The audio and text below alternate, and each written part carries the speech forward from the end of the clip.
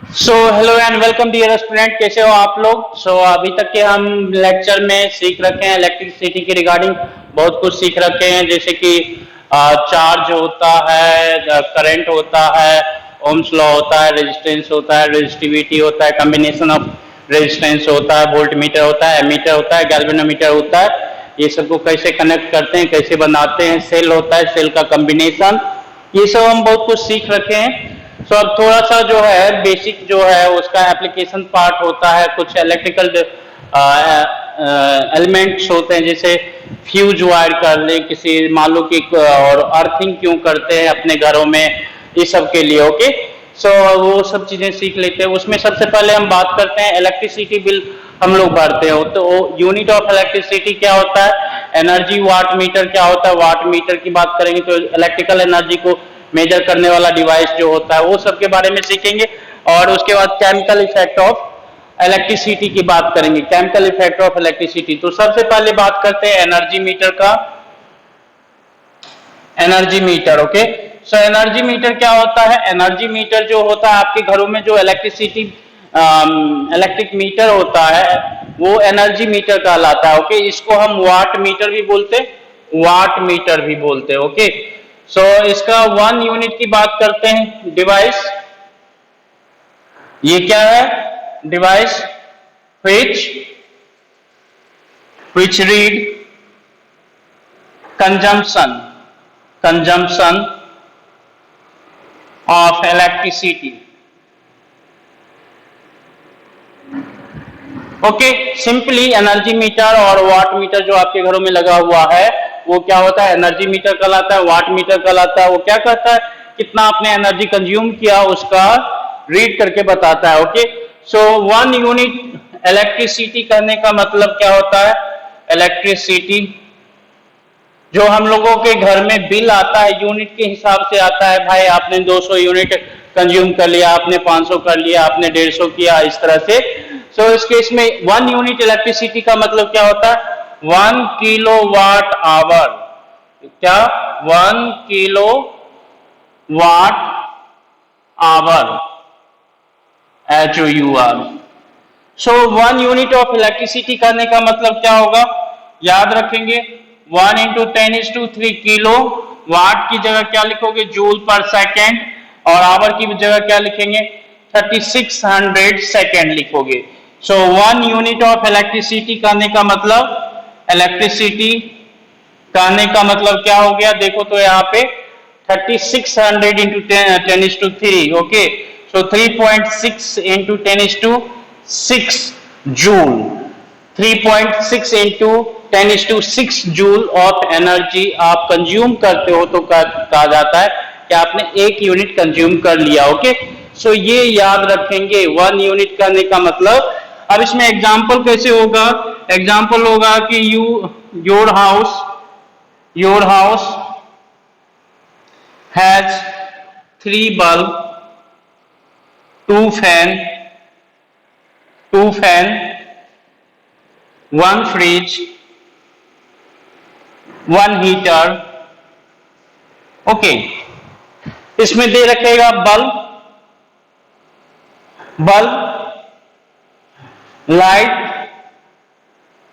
Lights for 8 hour, fan run for 12 hour या 16 hour मान लेते हैं। Okay, fridge run for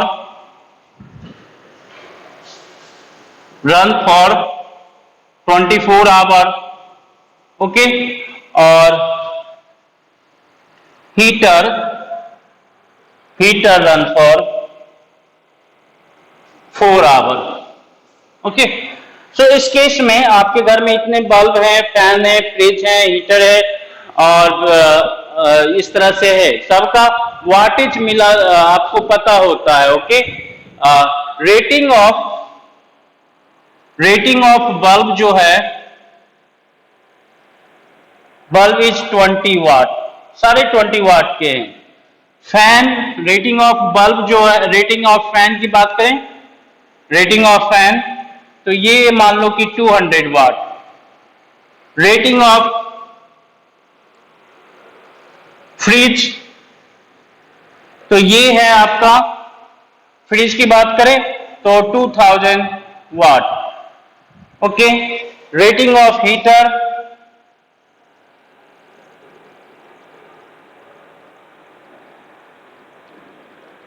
is 1000 watt. So इस तरह से सबका रेटिंग दिया हुआ है कि ये इतना वाट प्रोड्यूस करता है। तो कहेगा, इफ क्वेश्चन कहेगा if rate of electricity is 9 rupees per unit, 9 rupees per unit, calculate electricity bill for month of April।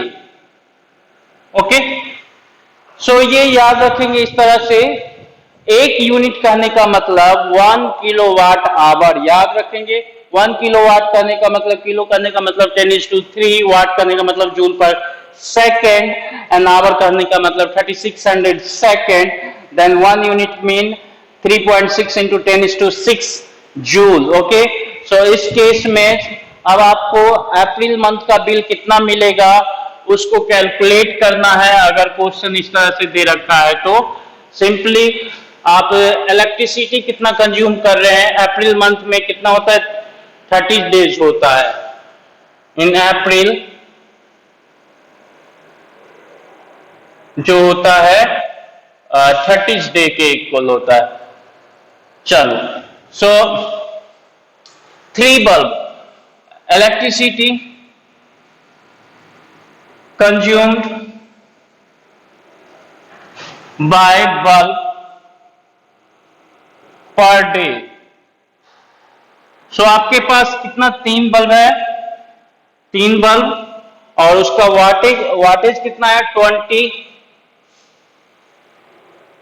20 वाट, और कितने आवर के लिए रन करता है, कितने आवर के लिए रन करता है, तो ये रन करता है कितने के लिए, 8 आवर के लिए। चलो 8 आवर।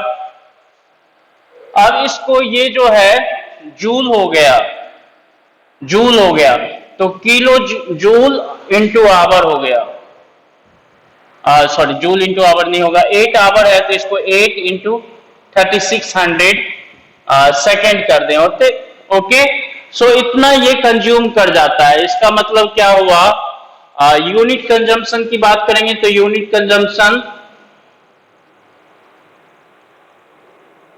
ऑफ बल्ब, तो इतना एनर्जी जो है कंज्यूम करता है, इसको हम अगर 3 into 20 into 8 into 3600, इसको हम क्या करें, 3.6 into 10⁶ से डिवाइड कर दें तो यूनिट में हमें मिल जाएगा।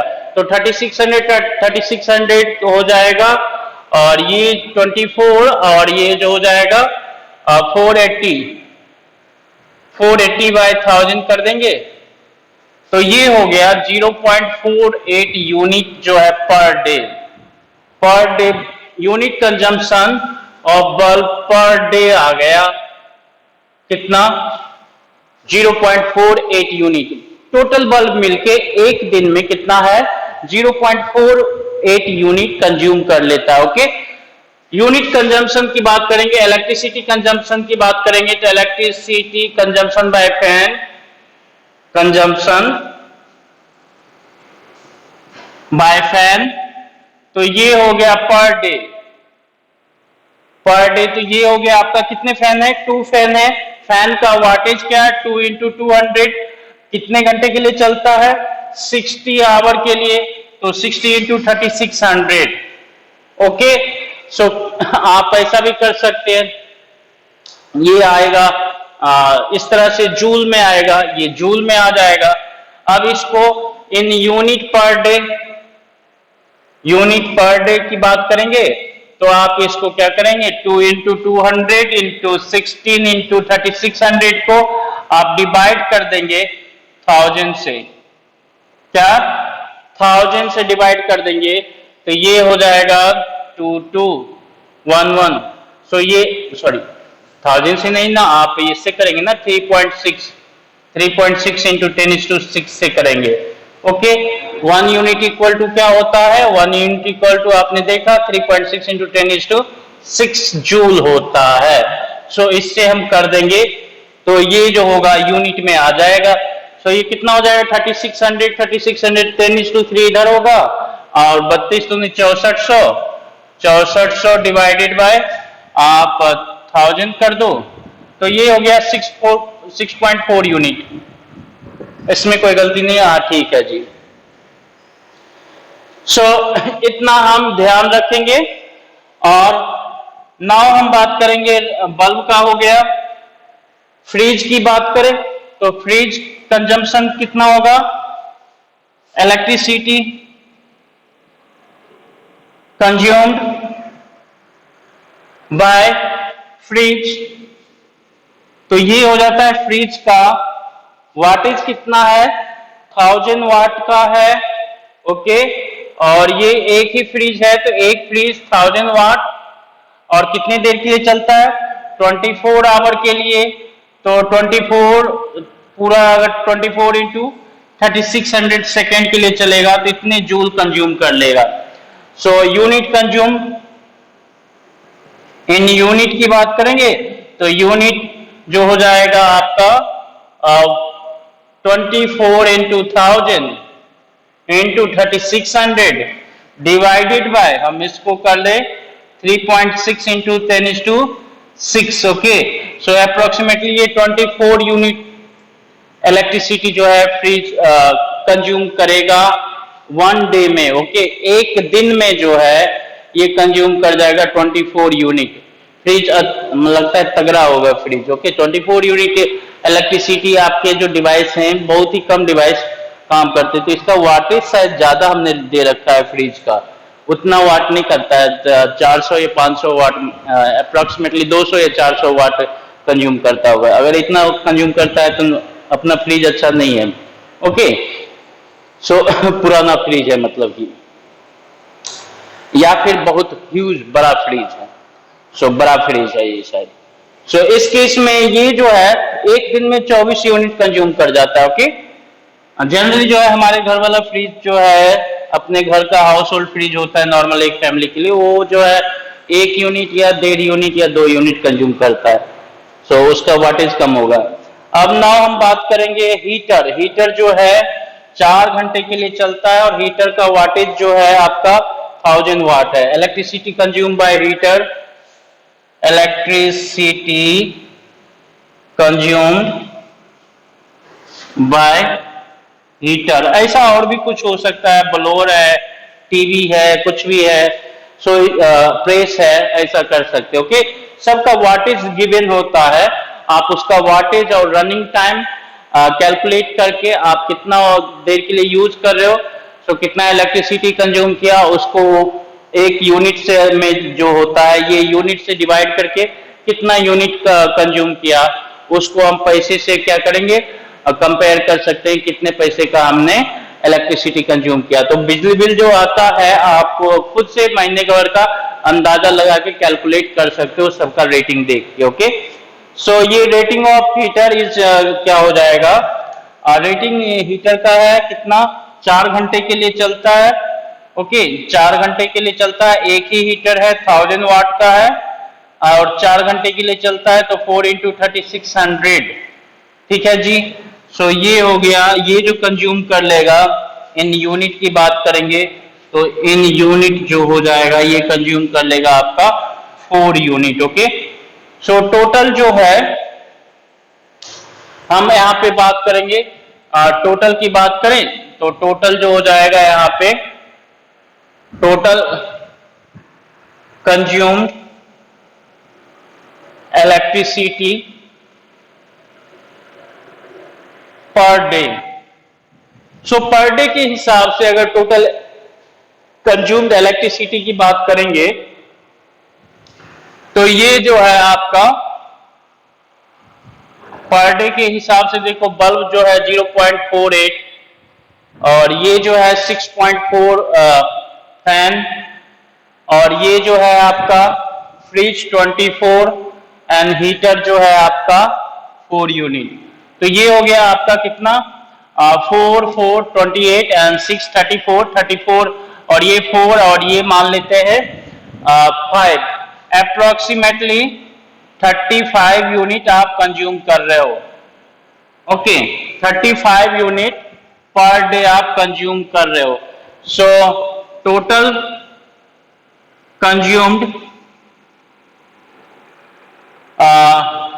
consumed electricity in month of अप्रैल। तो अप्रैल में कितना हो जाएगा, अप्रैल में 30 दिन होते हैं तो 30 इंटू 35 यूनिट। सो ये हो गया आपका 35 इंटू 30, ये हो गया आपका कितना, 105 होता है यूनिट। चलिए, ये तो बहुत ही हैवी हो गया भाई।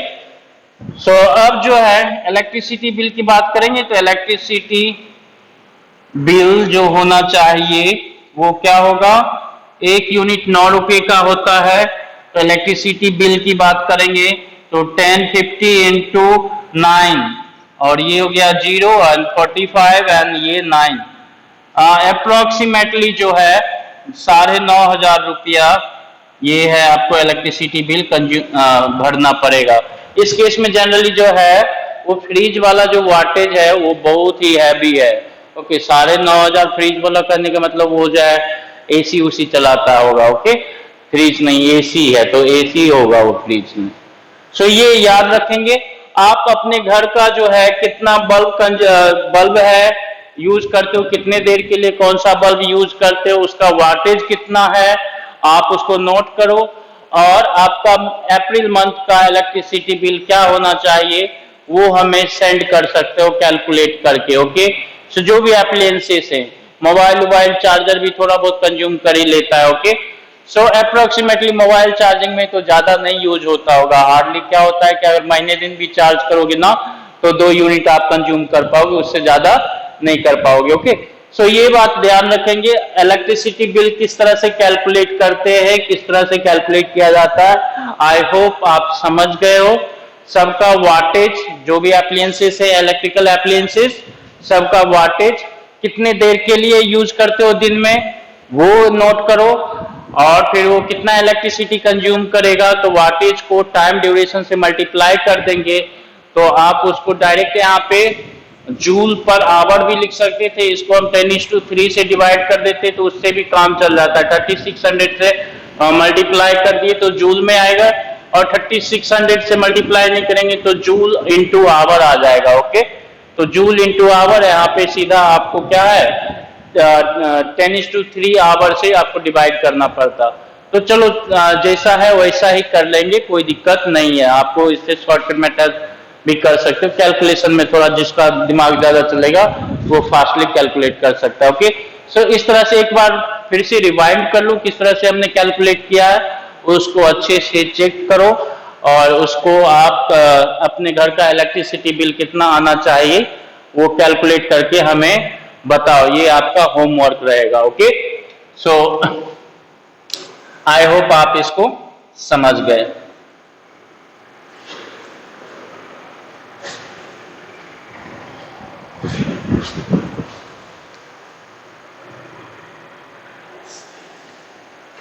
और इसके अलावा क्या बताया जाए आपको,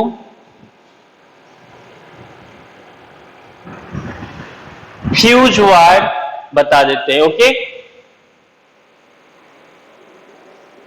जो भी हैवी आपके कॉस्टली एप्लायंसेस होते हैं उसमें एक छोटा सा देखोगे ग्लास में एक पतली सी वायर रहती है। ओके, मान लो ये 2 कैप होता है, 2 कैप।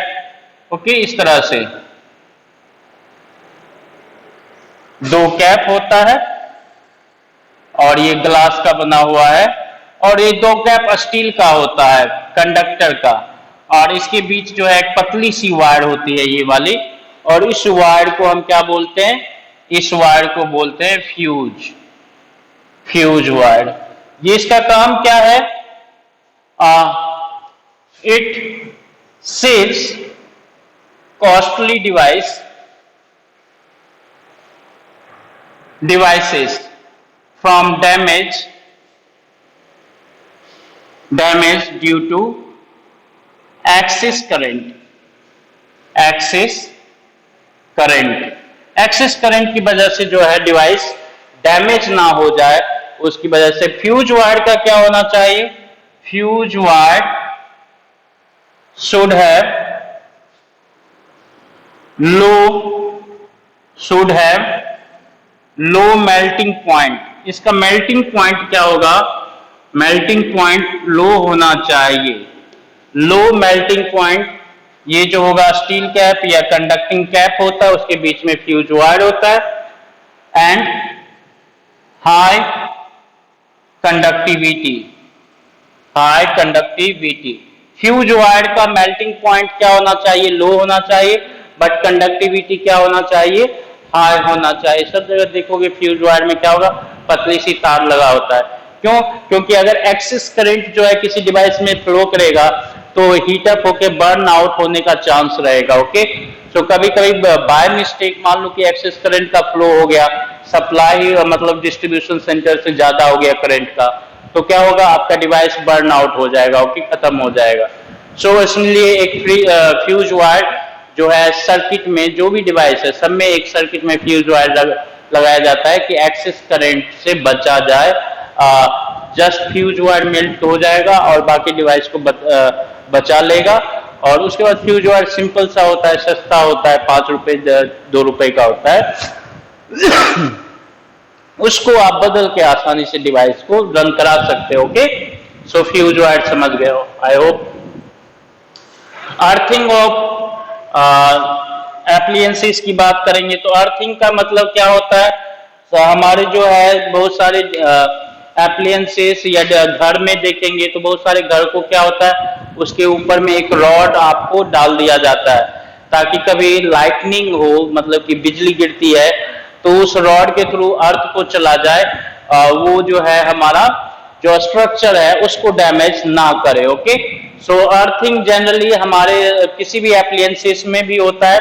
आप सॉकेट्स देखेंगे तो उसमें 3 पोर्ट में 3 होल्स होते हैं, एक होता है लाइव वायर के लिए, दूसरा होता है न्यूट्रल वायर के लिए, तीसरा होता है अर्थिंग के लिए।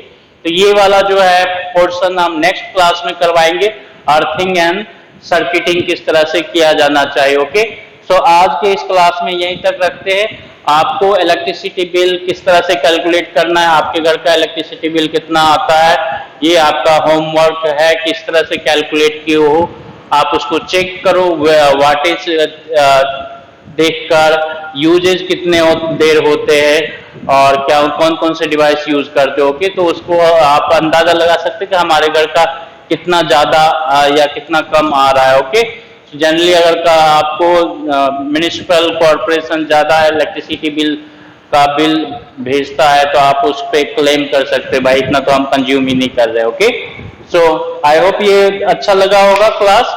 फिर मिलते हैं आपसे नेक्स्ट क्लास में, तब तक के लिए हैप्पी रहिए, हेल्दी रहिए और नेक्स्ट पोर्शन जो है नेक्स्ट क्लास में करेंगे। Thank you.